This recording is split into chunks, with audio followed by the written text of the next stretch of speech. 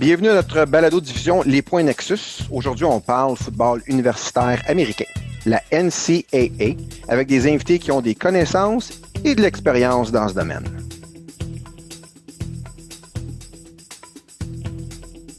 Je vous les présente. Coach Marc Loranger, entraîneur-chef des Condors du Cégep Beauce-Appalaches. Ousmane Barry, salut coach. Ousmane Barry, ancien joueur des Orangemen de l'Université de Syracuse et entraîneur des demi-défensifs au Collège Montmorency. Salut coach. Salut. Martin Bédard, ancien joueur des Huskies de l'Université du Connecticut et spécialiste des longues remises, entre autres, pour les Alouettes de Montréal. Salut Martin. Salut. Et Benjamin Saint-Just, ancien joueur des Spartiates du Cégep du Vieux-Montréal, diplômé de l'Université du Michigan et demi-défensif partant cette année avec les Gophers de l'Université du Minnesota. Salut Benjamin. Salut Jack. Messieurs, merci d'avoir pris le temps de vous asseoir avec nous ce soir, très apprécié. Débutons avec Coach Loranger. Coach, tu roules ta bosse dans les circuits football canadiens depuis un bon bout de temps maintenant. Tu en as vu des jeunes traverser la frontière, tu en as aidé plusieurs même à traverser, à poursuivre leurs études du côté américain. Aujourd'hui, quel est le chemin le plus parcouru pour se rendre aux États-Unis? Un étudiant québécois qui veut faire du football au Québec d'abord, donc va faire des études, faire du football scolaire, va faire ou civil, va ensuite faire du football collégial. Si c'est quelqu'un de sérieux concernant ce projet-là, devrait déjà y penser parce qu'il y a un aspect académique à respecter. Les notes de l'étudiant vont être considérées à partir de secondaire 3 déjà. Donc, les études collégiales, puis ensuite, je travaille à ce projet-là. Je continue de me développer sur le plan académique, je continue de me développer sur le plan sportif, sur le plan physique, évidemment. Puis après ça, si c'est un étudiant qui est sérieux, une fois qu'il est au collégial, peut considérer déjà peut-être s'inscrire au centre d'éligibilité de la NCAA pour avoir un dossier d'ouvert. Ensuite, au cours de l'été, aller à des camps de football d'une journée, parce que maintenant, c'est une époque différente. Il y avait des camps de plusieurs journées. Aujourd'hui, c'est des camps d'une journée. Diverses institutions universitaires pour se faire connaître en cours de parcours. Ce n'est pas nécessairement un étudiant qui arrive à la fin de son parcours pour le faire au début de son parcours collégial. Donc, ça lui permet de se faire connaître de cette façon-là. Il y a évidemment des tests à écrire pour le centre d'éligibilité concernant les aptitudes académiques aussi. Donc, c'est un long parcours, mais c'est le parcours typique. Je me prépare déjà à la fin de mon parcours secondaire au collégial, puis je développe un dossier joueur de football et étudiant pour la centre d'éligibilité de la NCAA.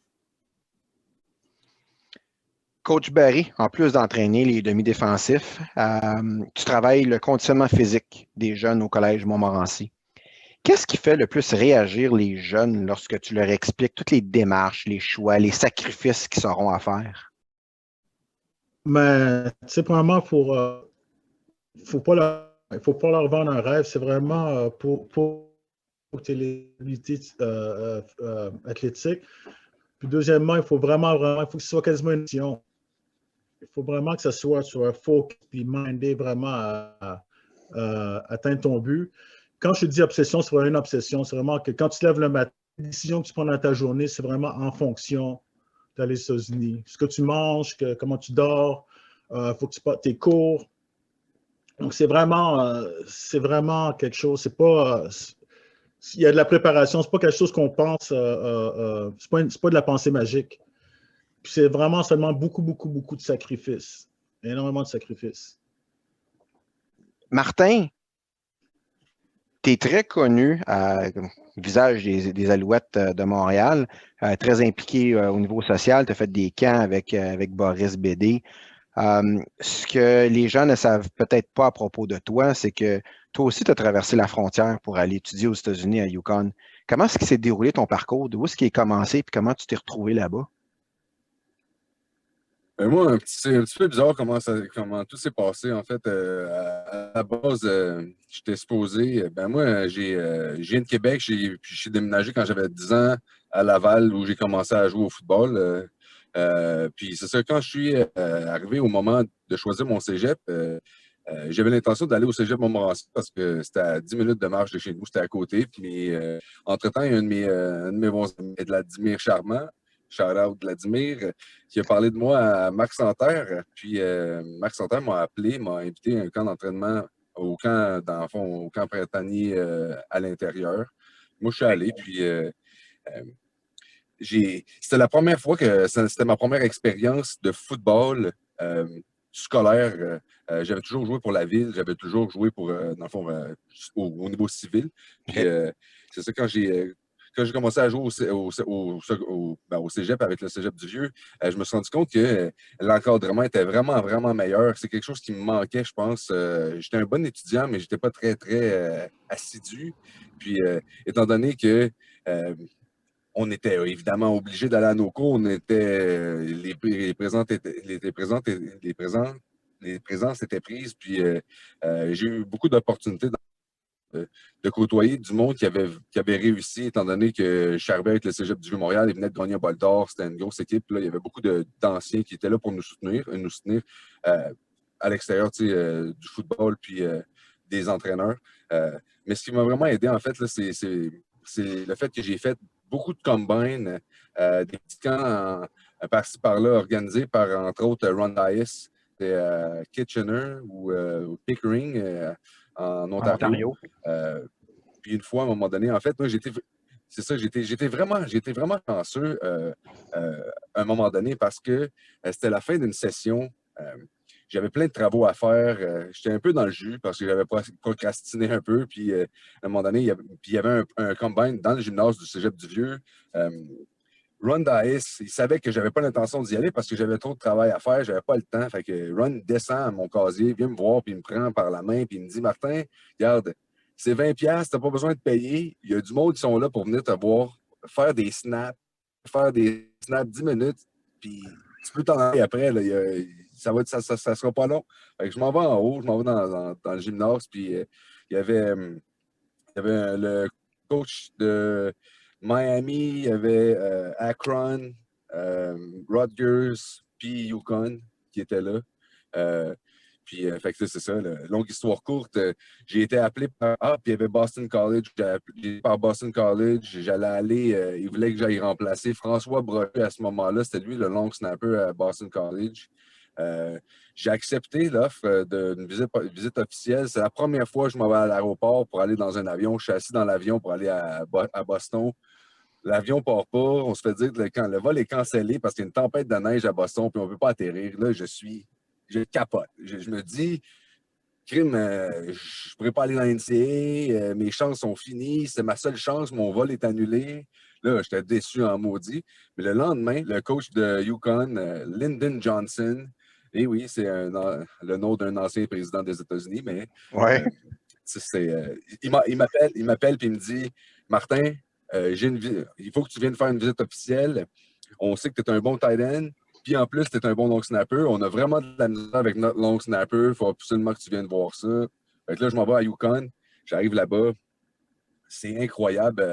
Le campus est vraiment nice. Moi, je vais être le premier à utiliser mon locker. C'est une bonne université. C'est pas loin de la maison. C'est peut-être à 5h30 de Montréal. Fait que j'ai décidé à la fin de ma visite, à la fin de la fin de semaine de visite officielle, Randy Edsall, et sur son bureau, il y avait le contrat que je pouvais signer pour mon scholarship. Mais on s'entend que je me suis pas stiné trop. J'ai pris le crayon et j'ai signé ça. Ça n'a pas trop pris de temps. Mais tout ça pour dire que des fois, dans la vie, une petite décision minime, là, ça peut changer pas mal d'affaires. Moi, j'étais supposé aller au Cégep Montmorency. Je ne sais pas trop qu'est-ce qui serait arrivé après. Mais je ne sais pas si. Je suis allé au Cégep du Vieux, on a gagné 4 bols d'or. Il y en avait gagné un avant que j'arrive. On a gagné 5 bols d'or de suite. Je suis pas mal certain que ça a donné un bon coup dans le derrière à pas mal de monde pour regarder ce qui se passait là. Puis c'est pour ça, entre autres, je suis pas mal convaincu que je suis allé à Yukon. Benjamin, ton parcours à toi a été un petit peu plus unique, disons. Je sais que tu accordes beaucoup de crédit aux démarches que tes parents ont entamées. Entre autres, ils ont fait le tour de certains camps aux États-Unis avec toi. À ton tour, peux-tu nous décrire ton parcours à toi vers la NCAA? Ouais, c'est sûr, on ça, comme tu disais auparavant, on en a parlé beaucoup de cette histoire-là, mais c'est toujours bon de rappeler un peu tous les obstacles à passer pour aller justement aux États-Unis. Donc, j'ai joué pour les Loups Cure-Antoine Labelle pendant 2 ans. Puis après ça, j'ai décidé d'aller au Vieux. Comme Martin a mentionné, je suis allé à une pratique intérieure durant l'hiver, ça. L'atmosphère, il n'y a aucune équipe qui arrive à la même hauteur que le CVM. Donc, quand tu vas à une pratique du CVM, une pratique intérieure, puis le vibe est là, l'environnement est là, c'est incroyable. Donc, j'ai décidé de commit, justement. Je suis allé, j'ai joué là 3 ans. Ma première année, j'ai pas joué beaucoup au Vieux. J'ai pas joué beaucoup au Vieux. Comme je disais souvent, je jouais juste au foot pour le fun, tu comprends? Je jouais au foot parce que c'était disponible, c'était là. J'avais pas encore de rêve d'aller aux États-Unis ou d'aller en NFL ou n'importe quoi. Puis mes parents, ma mère, surtout ma mère, a vu que j'avais du potentiel. Tu sais, j'avais un bon size, j'étais un bon athlète, tout ça. C'est juste que je prenais pas ça vraiment trop au sérieux. Comme je te disais, je jouais pour le fun. Elle dit l'été prochain, parce qu'on allait souvent en vacances aux États-Unis, l'été prochain, inscris-toi donc à un camp pour voir, pour juste comparer au moins tes talents aux Américains, voir commenter tout ça. Je disais, c'est bon, parfait. Tu sais, je regardais souvent des vidéos sur YouTube de Nike Camp, tout ça, puis je rêvais d'y aller, mais je faisais rien pour. Durant cet été-là, j'ai décidé de commencer à faire un programme d'entraînement. Steve Alexandre m'a fait un programme d'entraînement dans la salle de musculation. J'allais au track avec Marc-Élie Toussaint et puis tous mes teammates, tout ça. On a commencé à m'entraîner vraiment sérieusement. J'ai fait mon premier camp en 2015 à Albany, New York. C'était le NUC Camp. J'ai eu MVP du camp. Donc là, ça m'a donné un peu de confiance en moi-même. J'ai eu un MVP, j'ai réussi à me comparer aux Américains, tout ça. Là, j'ai pris un big step. Mes parents allaient du côté de Michigan. Il y avait un 3-day camp qui était vraiment, c'était incroyable, comme coach Loranger disait. Souvent, c'est des one-day camp. Il y avait un 3-day camp, donc j'ai resté sur le campus. J'ai fait 3 jours. C'était la première année de coach Harbaugh. Je suis allé avec un de mes coéquipiers, Jérémy Dominique, qui est aussi allé aux États-Unis à Hawaii. J'ai bien fait pendant les 3 années. Pendant les 3 jours, excuse-moi. 3 jours. Les 3 jours, j'ai vraiment bien fait. Tu sais, j'ai ball out, j'ai fait des interceptions, tout ça. Ils m'ont demandé de faire plus de one-on-one contre des joueurs qui étaient de meilleur calibre, puis j'ai bien fait tout ça. Moi, j'étais comme, moi, j'étais satisfait. Je me suis comparé. Tu sais, moi, je voyais juste la petite neige, je voyais pas la grosse image encore. The bigger picture, comme on dit. Puis là, coach Harbaugh, il me dit, viens dans mon office, tout ça, amène tes parents, tout ça. Il dit, on va te donner un full scholarship. Je dis, OK, c'est bon, un full scholarship. J'avais aucune idée c'était quoi un full scholarship. Je ne savais même pas qu'est-ce qu'il me donnait. Je ne savais même pas que ça valait quoi, 250 000, puis c'était 4 ans, tout ça. Il dit, c'est bon, je vais en penser, tout ça. Là, il parle avec mes parents, il dit, est-ce que votre fils comprend qu'est-ce qu'on vient de lui donner, tout ça? Il dit, non, tout ça, là, ils en ont parlé. Mon père a dit, il faut que tu signes maintenant, il faut que tu signes, vas-y. Je comprends, OK, là, ça m'a pris au moins quelques jours, une semaine pour comprendre, que j'avais réussi à avoir l'ampleur, j'avais réussi à avoir une bourse justement à une des équipes les plus prestigieuses avec un des coachs les plus prestigieux, dans une bonne réputation, tout ça. Puis ouais, c'est vraiment, moi j'avais été all work, mais j'avais pas de connaissances sur le parcours américain ou le parcours des États-Unis. J'ai commencé après ça, jour par jour après ça, mais j'avais aucune idée avant que j'aie ma première offre. C'était comment d'y aller, tout ça. Académiquement, j'étais pas éligible. J'avais pas les cours, j'avais pas mes maths enrichies de secondaire ou n'importe quoi. J'ai dû refaire tout ça. Donc, c'est un truc que je dis souvent pour les jeunes, puis qui a été mentionné par Martin, coach Loranger, coach Barry. C'est académiquement, si tu veux aller aux États-Unis, il faut que tu sois prêt. Moi, personnellement, j'avais eu énormément de barrières après que j'ai eu ma première offre, puis j'ai eu d'autres offres de d'autres équipes, mais j'ai dû reprendre un cours de maths, sciences enrichies au secondaire, j'ai dû prendre le SCT, j'ai dû prendre, 10 cours au CVM pour finir pour graduer, pour y aller. Donc, vraiment, ouais, académiquement, il faut que tu sois prêt. Puis, mais c'est une super expérience. C'est arrivé out of nowhere, puis c'est arrivé, puis c'est vraiment, je vais toujours me rappeler ma première offre. Coach Barry, tu es le pionnier. Tu fais partie probablement de la gamme des premiers qui a traversé la frontière à la fin des années 80. Non, fin des années 80, début 90, c'est ça? Oui, c'est drôle parce que j'ai eu un parcours similaire à Ben Saint-Just. C'est très, très, très similaire. Ouais, vas-y. Non, conte-nous ça. OK, ben moi, mon histoire, c'est pas mal la même chose. J'étais à un camp à Syracuse qui regroupait, à l'époque, c'était comme coach Loranger disait, c'était des camps sur 3 jours. Mais la différence, c'est qu'à ce camp-là, il y avait, parce que Syracuse avait fini l'année classé numéro 4 au pays, il avait une chance d'avoir le National Championship. Donc, moi, j'allais là avec d'autres joueurs. Je n'étais pas supposé y aller. J'étais là parce que j'avais accès à une voiture et j'avais besoin d'un livre. Donc, je les ai accompagnés. Après ça, ce qui est intéressant, c'est qu'en là, il y avait beaucoup de coachs, il y avait beaucoup de recruteurs. Il y avait aussi, dans le temps, il y avait des publications comme USA Today, Sporting News, Sport Illustrated, qui envoyaient des gens pour faire un ranking des jeunes. Puis vu que Syracuse avait fini dans le top 4, il y avait beaucoup de hype. Il y avait beaucoup de jeunes de talent qui étaient là. Donc, moi, j'étais là. J'avais vraiment aucune attente. Quand je vous dis que j'ai pris un livre pour y aller, j'ai donné un livre pour y aller à d'autres jeunes. J'ai été là. Première journée, on a fait des tests. Là, j'ai couru mon 40 verges. Après ma course, je reviens en joguant derrière la ligne. Là, je vois qu'il y avait des coachs qui étaient sur les tours en haut. Je vois les coachs qui descendent en courant sur le field. Ils disent, viens, il faut que tu recours ton 40 verges. Je dis, OK, j'ai retourné mon 40 verges. D'autres coachs qui arrivent. Je ne savais pas encore mes temps. Il faut que tu leur cours encore. Là, quasiment tous les scores étaient là. Ils ont pris mon temps. Et puis, je te dis qu'à partir de là, tout a déboulé. J'avais même pas de spike quand j'y étais. Ils m'ont donné une paire de spikes. J'ai été à la fin du camp. J'ai été à cause de tout le hype, parce que aux États-Unis, c'est vraiment all about exposure puis le hype. À cause de tout le hype qu'il y a eu, moi, j'avais fini premier chez le meilleur, un des top 2 au camp. Puis dans ce camp-là, il y avait Rocket Ismail, le gars qui a gagné le Heisman Trophy. Ça m'a vraiment. À cause que USA Today était là, Sport Illustrated, puis toutes ces publications-là, j'étais ranké dans le top 10 des espoirs, des rookies, des freshmen américains. Puis ça m'a donné beaucoup d'exposure. Je suis comme classé un des 10 meilleurs à ma position. J'ai été recruté par pas mal. Mes choix à la fin, c'était UCLA, Syracuse, Penn State, Miami, Arizona. J'ai quand même, mes 2 premières années, c'était vraiment exceptionnel. Après ça, il y a eu un changement de coaching staff. Ça m'a comme mis un peu de barrière dans ma progression. Mais j'ai quand même. Puis Syracuse, dans le temps, c'est comme un powerhouse. Moi, quand j'étais là, il était classé 4e. Quand je suis parti de là, il était classé 6e. Et puis, ouais, j'ai vraiment eu une très belle expérience. Je pense que ça vaut vraiment la peine. C'est très rare, mais si un jeune a vraiment l'occasion d'aller dans un programme de premier plan, dans le top 10, c'est vraiment, l'expérience est vraiment incroyable. Parce que j'étais à 5 bowl games. On parle du Sugar Bowl, Fiesta Bowl, Peach Bowl, Orange Bowl. On a joué au Superdome, au Tokyo. On était même au Japon pendant 2 semaines, faire une game d'exhibition. C'est vraiment, Wow. j'ai eu j'étais très chanceux. Mais chanceux.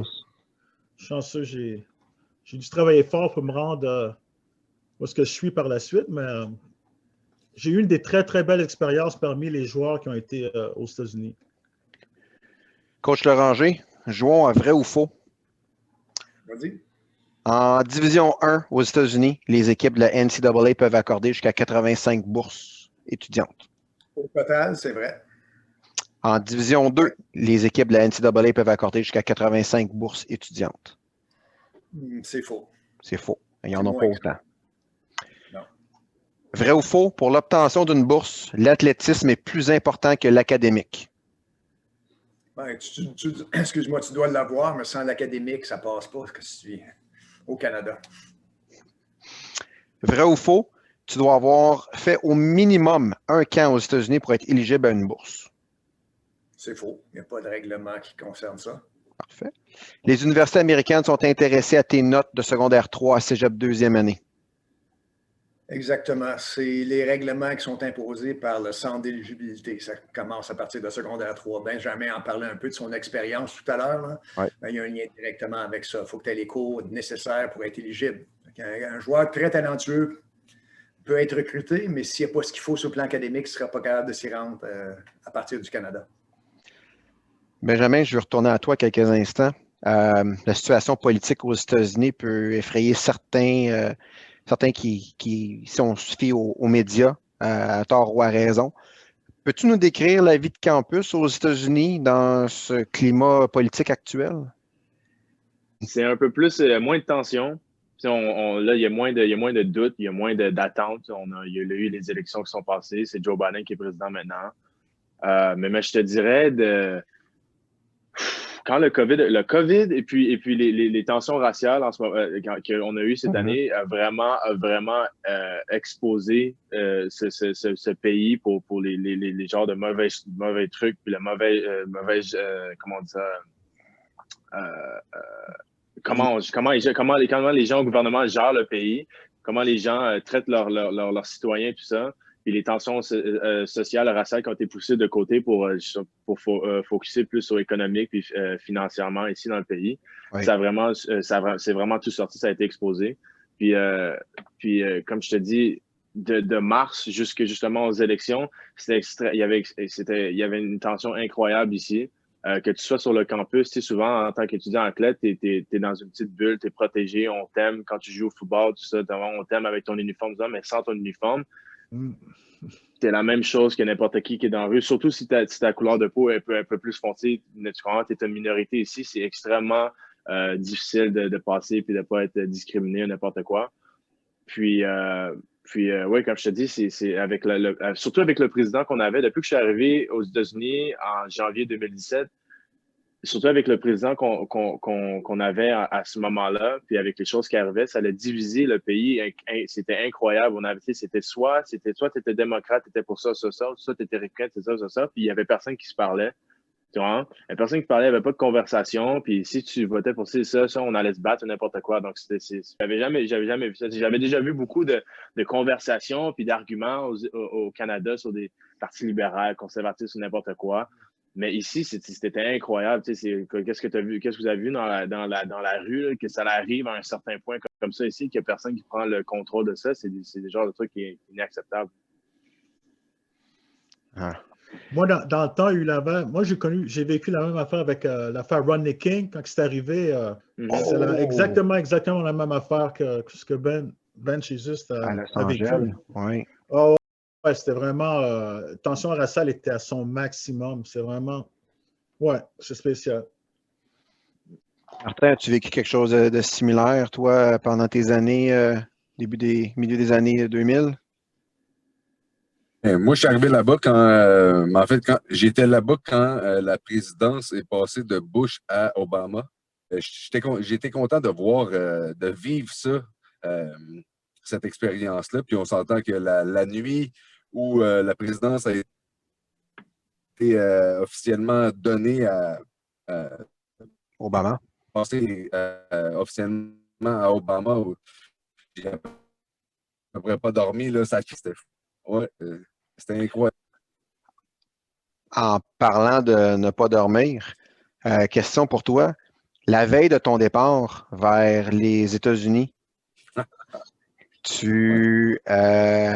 qu'est-ce que tu aurais voulu qu'on soit capable de te dire ce soir-là, puis qui te regarde ça là, maintenant là, en rétrospective, tu te dis, Colin, si j'avais su. Ben, en fait, j'ai deux réponses. J'ai une réponse un peu humoristique, là, parce que, en fait, quand je suis arrivé là-bas, j'aurais aimé ça que quelqu'un me dise qu'il fallait que j'amène mes oreillers, mes draps, puis ma couverture, parce que quand je suis arrivé là-bas, il n'y avait rien de ça sur mon lit. J'ai dormi avec rien, en gros, quand je suis arrivé là-bas. Mais ça, c'est la réponse humoristique. Mais la vraie réponse, je suis arrivé là-bas dans un contexte familial vraiment intense. Là. Mon frère venait de se faire opérer. Il allait peut-être mourir. En fait, il allait probablement mourir. Il avait 10 % de chance de survie après ses opérations. Fait que moi, je m'en allais là-bas pendant que mon frère est en train de battre pour sa vie. Tu sais. Ça m'a donné un grand coup. Puis, tu sais, non seulement mon frère se battait pour sa vie, mais ma mère était aussi malade. Ma mère, elle avait la leucémie. Fait que, tu sais, moi, j'ai presque abandonné le projet d'aller aux États-Unis à l'université parce que, justement, je me sentais comme si j'abandonnais ma famille puis j'abandonnais mes parents. Ben, ma mère puis mon frère, dans les moments où il y avait plus besoin d'appui, de soutien. Fait que, mais tu sais, la chose que je me suis fait dire qui m'a en fait permis puis qui m'a amené à vraiment embarquer dans l'autobus pour aller à Yukon, c'était ma mère puis mon frère qui m'ont dit, tu sais, Martin, nous, on vit une situation présentement que tu sois pas là, c'est la même situation qu'on va devoir franchir, qu'on va devoir passer à travers. Ce que je pourrais dire, dans le fond, à la personne, aux jeunes qui vit des moments difficiles puis qui veut aller aux États-Unis, ce serait vraiment, tu sais, de ne pas s'écouter nécessairement, de ne pas écouter nécessairement notre cerveau, de juste y aller avec notre feeling, parce que notre feeling, la plupart du temps, vient de notre instinct, puis notre instinct, la plupart du temps, ne ment pas.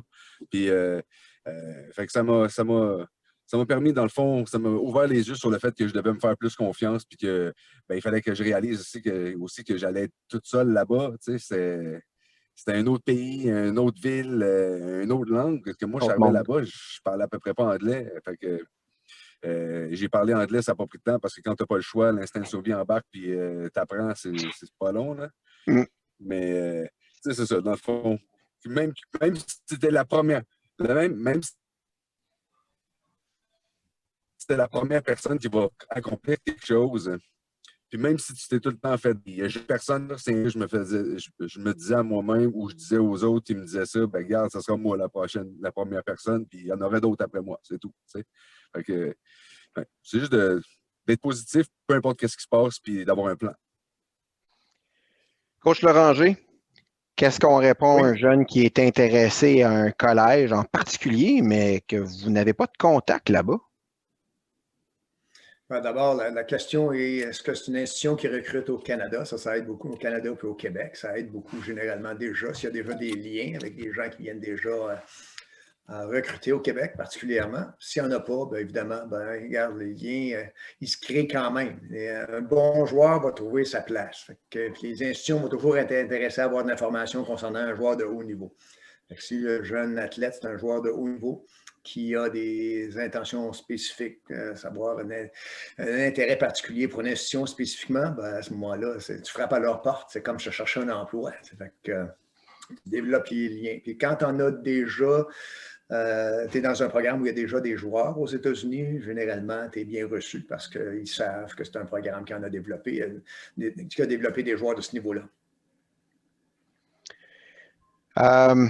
Benjamin, si tu avais un conseil à donner à un étudiant athlète là, en une phrase qui veut se joindre à la NCAA en 2021 ou plus tard, là, 22, 23, qu'est-ce que tu lui dirais?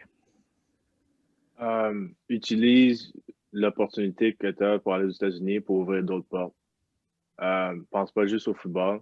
Moi, quand j'étais avec 18 ans, quand j'ai eu ma première offre justement de Michigan, j'aurais pu aller à une différente université comme Virginia Tech ou Rutgers ou n'importe quoi, j'avais d'autres offres, puis de faire mes 3 ans puis aller à NFL, mais j'ai décidé de prendre la décision qui était un peu plus grown-up, d'adulte. J'ai décidé à l'université de Michigan, qui était la number one public university in America.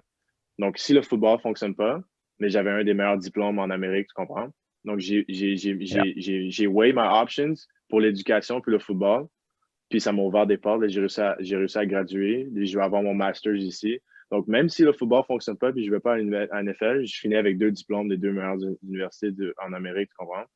Donc, utilise le football pour t'ouvrir d'autres portes. Que tu veux faire, disons, tu veux être un ingénieur ou tu veux être un médecin ou n'importe quoi, des trucs comme ça. Si le football ne fonctionne pas, au moins tu as une éducation, au moins tu es quelqu'un, tu comprends? Le football ne te définit pas. Donc, c'est ça que je dirais à un jeune. Messieurs, très intéressant comme discussion. Beaucoup d'informations de valeur à partager. Merci pour ces renseignements et merci encore d'avoir pris le temps de nous parler ce soir. Bonne chance dans vos démarches. Merci beaucoup. Merci. Merci beaucoup.